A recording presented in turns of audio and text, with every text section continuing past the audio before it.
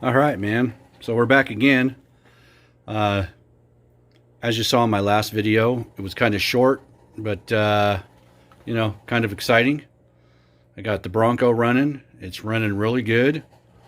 I took it out for a very short test drive. I've been driving it around my property a couple times just to make sure everything was working. I did go ahead and pulled the water pump back off and got a new gasket, resealed it, got everything squared away there. No more water leaks. Like I said, took it for a short test drive. I did manage to hook my electric fan up through the Sniper EFI, which was nice because it comes on and off when I want to. And one of the problems I was having with the way it was wired before is that as soon as you turn the key on, if the fan temperature sensor tripped, the fan would come on and then it was drawing extra power off of the battery and it didn't want to start. I've checked everything and my battery's good, my alternator's charging good, but anyway, I went ahead and swapped out this little sensor here so I could get my temperature gauge on my on my dash, on my dash working again. So we swapped that out. I did buy the hood shocks, the gas shocks for the hood from Wild Horses 4x4, which I've got many of my parts from. Love those guys. They've been always willing to help me out on the phone and everything and get me squared away. But in one of my earlier videos when I was cleaning up my wiring, I had a aftermarket headlight relay upgrade that I had mounted down here on the top of the fender well. And I thought I was really smart and I moved everything up here. There's a fuse block back here that I've already pulled off. And I moved everything over here and thought I was really smart doing that. Then I went to put on my bracket for the hood. And guess what? That's just right smack dab in the middle of everything. So now I've got to move these relays once again. I'm actually going to eliminate this fuse block right here, which I never really liked, but it came with the kit when I bought it 100 years ago. And I'm going to replace it with this inline heavy gauge wire, 40 amp fuse. And what these were doing is just running off of two separate 20 amps. So I'm going to run everything through here. The newer, more modern ones run it this way. Anyway, like I said, this one is really old. I did one in my Bounder motorhome, my 91 Bounder motorhome, and it was a really nice kit. I liked it better, and I may swap this kit out later on down the road, but right now everything's working fine. The headlights are working fine. I do need to change my actual headlights themselves. I got these a long time ago when I first did the upgrade to H4s. And the first ones I had were different than these, but I got a crack. And the company sent me out a replacement pair for free. And they sent me out these supposedly halo style ones. Or projector style ones, not halo. But anyway, you probably can't see it. But there's a little bracket that holds this big magnifying glass on.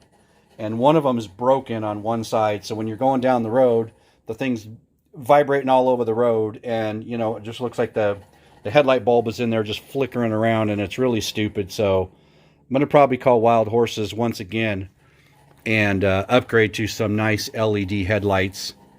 But if any of you guys know old Fords, they have a huge problem with the headlight switch running the headlights. And what happens is when you try to upgrade or put something more powerful in there, you end up having a flickering problem, or like with me, I was driving down the road at night and all of a sudden the lights would just go off. And they might go off for a minute. They might go off for 10 minutes. You just didn't know. So anyway, back to what I was doing. Swapping some stuff out, cleaning some stuff up. I'm still not done permanently mounting some stuff. I got to permanently mount the coil. I haven't done that yet. I'm waiting for some more components to come in that I want to put on this fender well right here so I can actually kind of get a good look, because every time I mount something and I think I've got it permanent, I'm not thinking globally or wholly, and I'm not thinking about the whole project, and the next thing I know, like with this, I got something in the way. So just going to keep that the way it is right now. In one of my previous videos, I also said that I had spark but no fire. And in the video that I ran, I said that she runs. I didn't really explain what happened. And what happened was, and take some advice from me, you know, I do a lot of research when I do my projects. I try to, you know, get as much information as I can. And I thought I had all the information. I called Summit Racing. I told the guy what I was doing. I told him exactly what I was going to do. I said, hey man, I put in a 306. It's got the Sniper EFI. I need a fuel pump that's going to run the Sniper EFI. Well, he sent me a Holley Sniper EFI fuel pump, but it was the wrong fuel pump. It was a fuel pump for a carbureted system, and it was only putting out 14 pounds. And if you run the Holley Sniper EFI, these things run at 60. So I didn't even have enough fuel pressure to keep the fuel injectors firing, and that's why I had a problem with that. So once I got my fuel pressure regulator in, or my fuel pressure gauge, excuse me, got that in, got that hooked up, I realized that I had virtually no fuel pressure to run this system. So had to pull the old pump off, ordered the new pump, got it in, got the part number directly from Holley, so I got the right one. Boom, fired it up. Everything was running good. I had a little bit of popping coming from the exhaust. I made a call to Blueprint Motors, and those guys over at Blueprint, if you guys haven't dealt with Blueprint Motors, they're pretty freaking cool guys. They have done nothing but help me out and try to, you know, give me as much information as they possibly can, even though they're not responsible for some of this other stuff.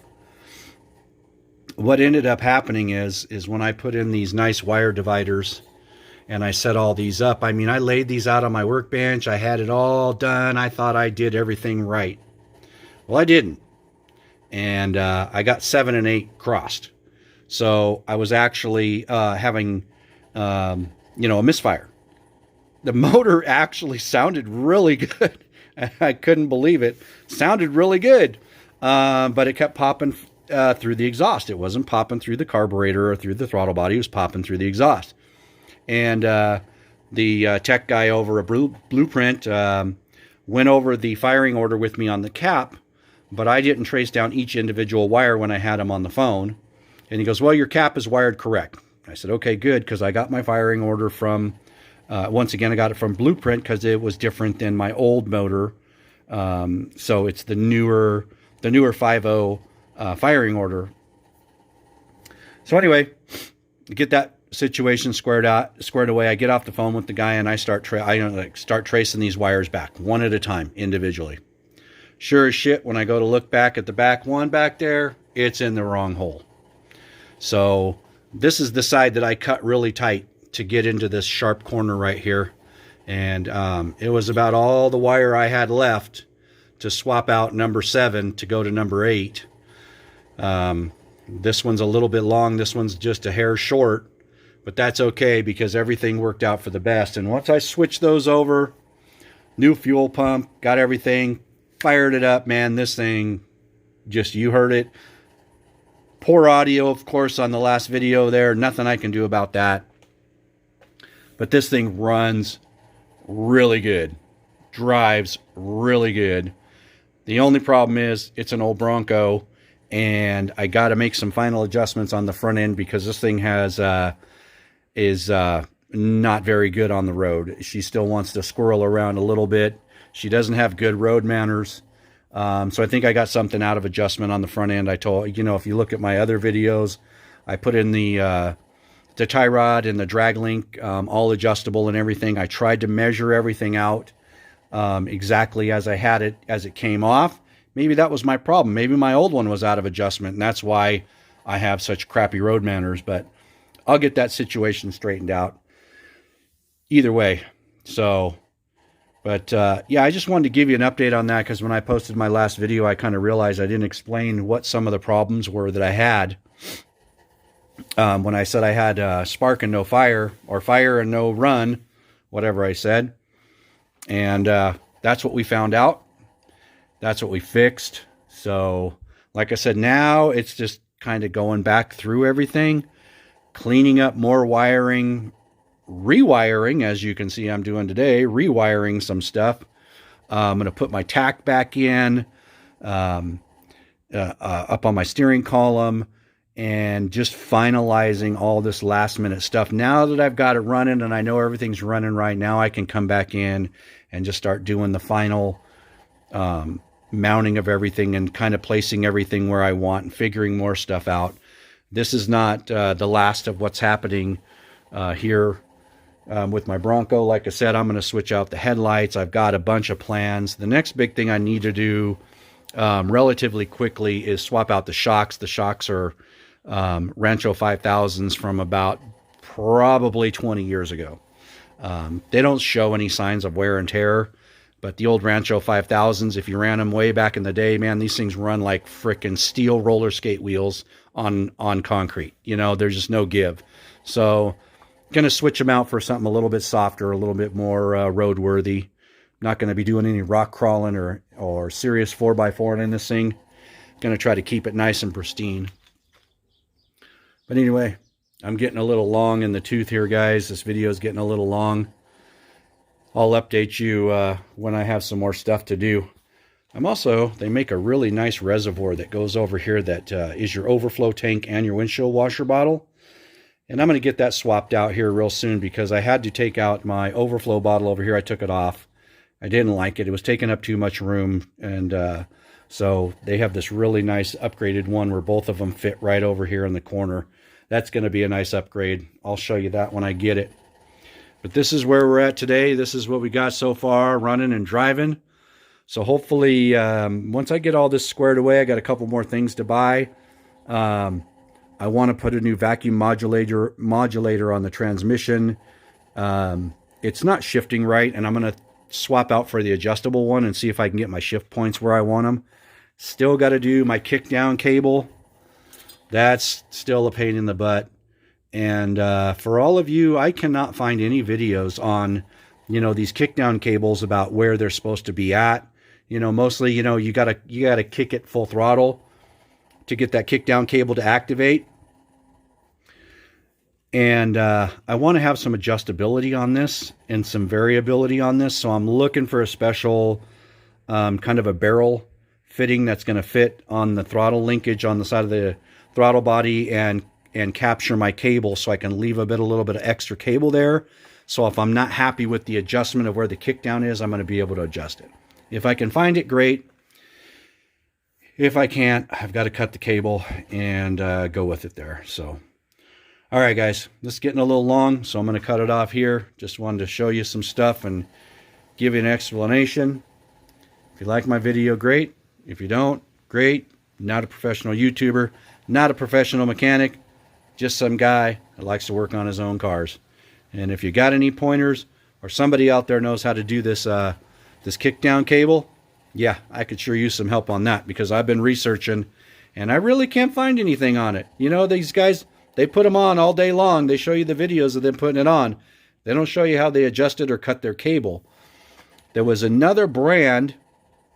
I got mine through Wild Horses. There was another brand, and I can't think of it. I think it was Loki or something like that. Anyway, it had the part that mounted onto the throttle actually had where the cable went all the way through, and you could adjust that, and then it had a lock at the other end. And much better design, I thought, for adjustability than the one that I got from Wild Horses. But the Wild Horses kit is rock solid. It is what it is. It's really nice. I don't have any complaints about it. It's just my, you know, it's like personal preferences. You know what I mean? But anyway, shout out to Blueprint Motors,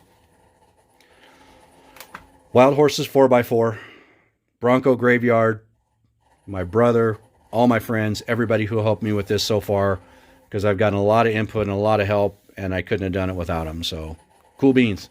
Hey, I'm going to let you go. Talk to you later. Bye.